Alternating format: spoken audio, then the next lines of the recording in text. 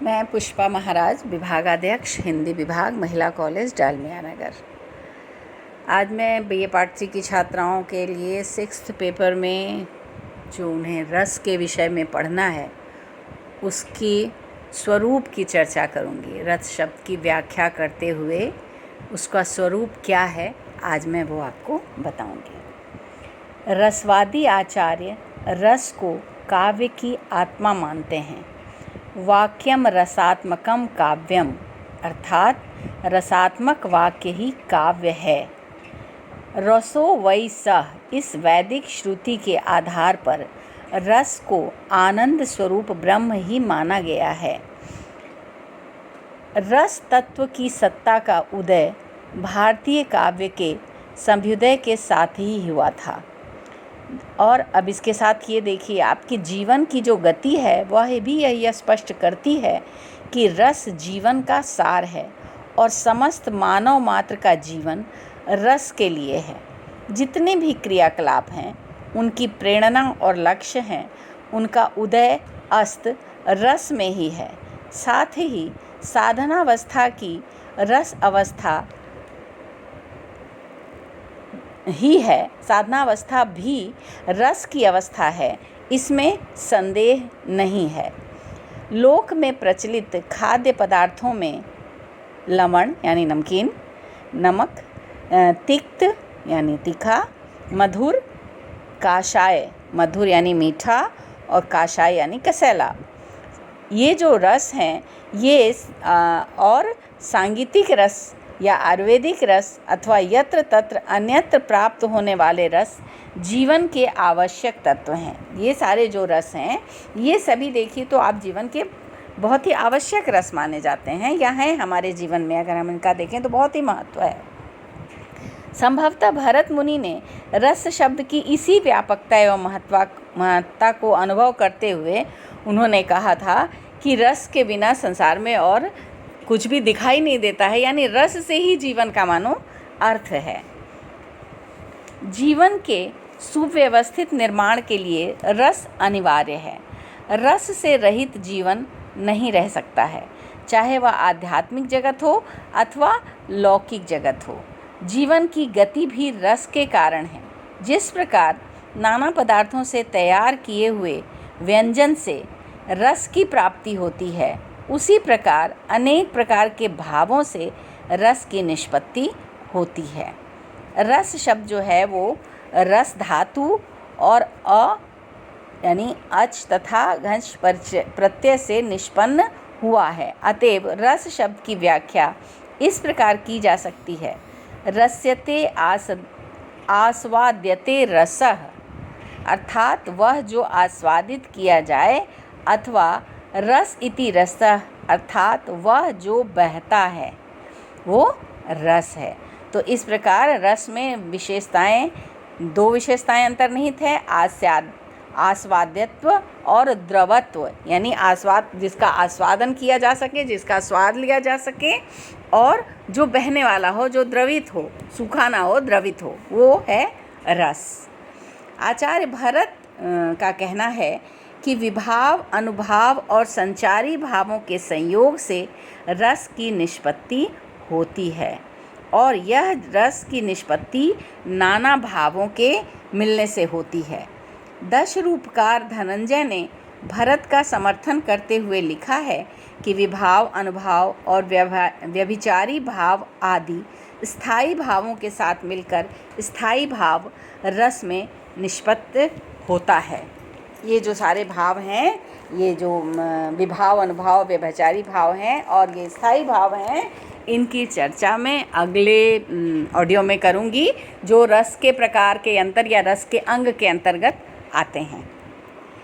आचार्य मम्मट कहते हैं कि उन विभाव आदि के द्वारा अथवा उनके सहित व्यंजना द्वारा व्यक्त किया हुआ जो स्थायी भाव है वही रस कहलाता है। आचार्य विश्वनाथ ने साहित्य दर्पण में रस के स्वरूप को व्यक्त करते हुए लिखा है कि सत्वोद्रेक रस का हेतु है।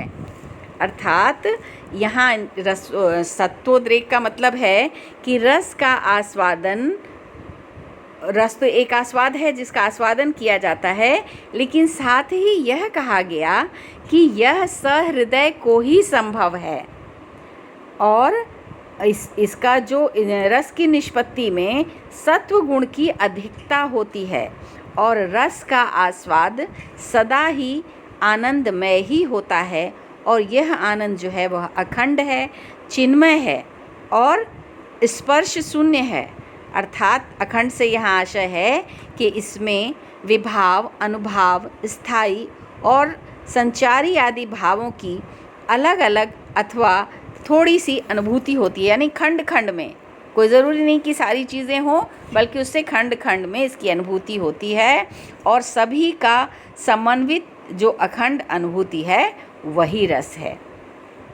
इसके अतिरिक्त यह अनुभूति, जो रस की अनुभूति होती है, वह चिन्मय और बुद्धिपूर्वक होती है, क्योंकि रस का आविर्भाव सत्व की प्रधानता होने पर ही होता है। यह स्पष्ट कर देना आवश्यक है कि जो इसकी अनुभूति है, रस की जो अनुभूति है, वह ऐन्द्रिकता नहीं होती है, यानी इंद्रियों के द्वारा ही उसको हम अनुभव नहीं कर सकते हैं, बल्कि भगवान, जैसे कि रस मीमांसा में डॉक्टर भगवान दास ने लिखा है कि भाव, क्षोभ, संवेग, आवेग, आवेश, जिसे कि अंग्रेजी में क्या कहते हैं, इमोशंस, यह अनुभव जो है वो रस नहीं है। इस बात पे ध्यान देने का है कि भाव जो है, केवल यही चीज़ें जो है, संवेग है या आवेग है, हम जैसे कि कोई क्रोधित हो गया तो वहाँ वो रस का अनुभव नहीं कर रहा है, या मान लीजिए श्रृंगार रस में जो रति का संयोग भाव होता है वो वास्तव में श्रृंगार रस नहीं है, बल्कि कहते हैं भगवान दास कि इस अनुभव का स्मरण, प्रति संवेदन, आस्वादन रस है। ये सारी चीज़ें जो हैं, जैसे संवेग है, क्षोभ है, उद्वेग है, आवेश है, या अंग्रेजी में जिसे हम इमोशंस कहते हैं, उसका जब हम अनुभव करते हैं, स्मरण करते हैं, प्रति संवेदन या उसका आस्वाद जब लेते हैं, तो वो जो आस्वाद है वही रस है। और इसीलिए संस्कृत साहित्य में रस की व्युत्पत्ति रसते इति रसः की जाती है, अर्थात रस स्वतः स्फुरित होने वाला तत्व है, वो कहीं से लाया नहीं जाता है, बल्कि वो हमारे अंदर स्वयं ही स्वतः स्फुरित, स्वयं ही उत्पन्न होने वाली चीज़ है। रस की एक विशेषता यह है कि रस का आनंद चमत्कार प्राण है, यानी उसका जो मुख्य विशेषता एक है वो है उसमें एक थोड़ा सा चमत्कार भी होता है, क्योंकि चमत्कार का काव्य के आनंद में भी बहुत योग रहता है, क्योंकि चित्तवृत्ति यानी मन की एक ये विशेषता होती है कि सुंदर वस्तु को देखकर उसके अंदर आनंद एवं विस्मय की समन्वित भावना उदय होती है। इसीलिए चमत्कार को भी रस का एक मुख्य प्राण स्वरूप माना गया है उसे, कि वो ज़रूर वहाँ पे विद्यमान होता ही है। यह जो रस है वह किसी लौकिक परिभाषा में आबद्ध न हो सकने के कारण अनिर्वचनीय है, अलौकिक है और ब्रह्मानंद का सहोदर है। रसो वै सह कहकर उपनिषद में ब्रह्म को ही आनंद या रस का रूप बताया गया है। इसके अनुसार आनंद ही ब्रह्म है। तो इसी आधार पर योगी द्वारा जो अनुभूत ब्रह्मानंद से तुलना करके काव्यानंद को भी ब्रह्मानंद का सहोदर कहा गया है।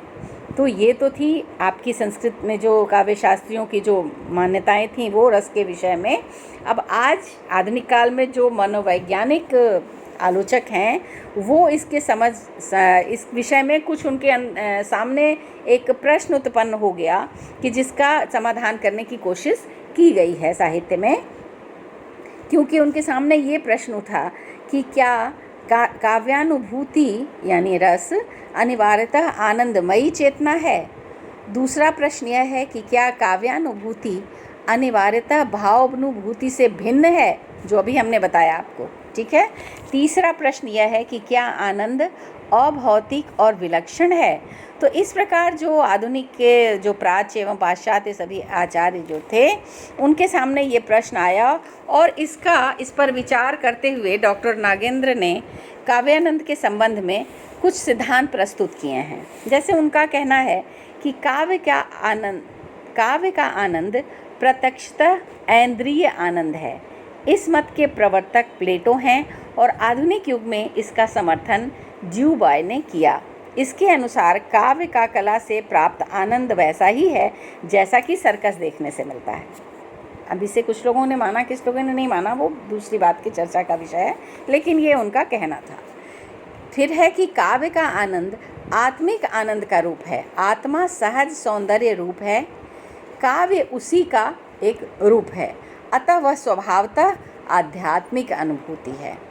तो आदर्शवादी आचार्य इसी मत को मानते हैं। हीगेल और रविंद्रनाथ का भी यही मत है। अभिनव, मम्मट और जगन्नाथ ने भी इस बात को स्वीकार किया कि काव्य का आनंद आत्मिक आनंद का स्वरूप है, यानी आत्मा के आनंद का स्वरूप है। काव्यानंद कल्पना का आनंद है, अर्थात मूल वस्तु और उसके काव्यांकित रूप की तुलना से प्राप्त आनंद है। यह अरस्तु से प्रेरित एडिसन का मत है। 20वीं शती में क्रोचे ने इसी को दार्शनिक रूप में प्रस्तुत कर काव्यानंद को सहजानुभूति का आनंद माना है।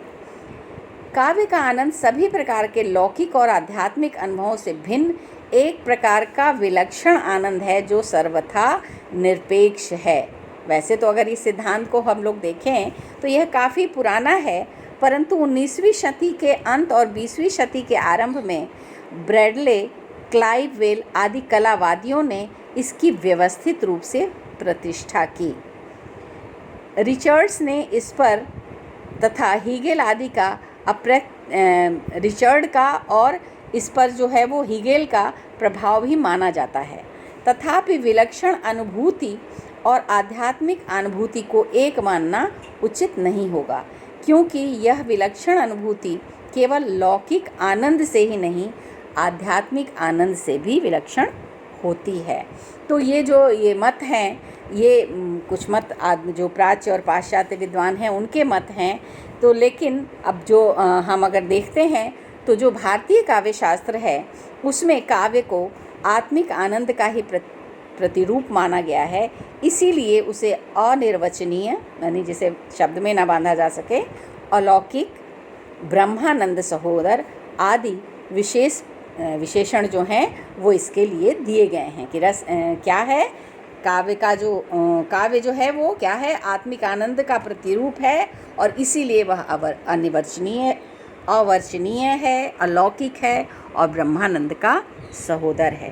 तो ये था आपके रस के स्वरूप की व्याख्या। और अब मैं अगले ऑडियो में आपको रस के अंगों की चर्चा करूँगी, जिसमें मैंने बार बार इसमें शब्द आया है भाव, विभाव, अनुभाव, संचारी भाव, स्थायी भाव। मैं इन सारे अंगों की चर्चा करूँगी। धन्यवाद। आदि विशेष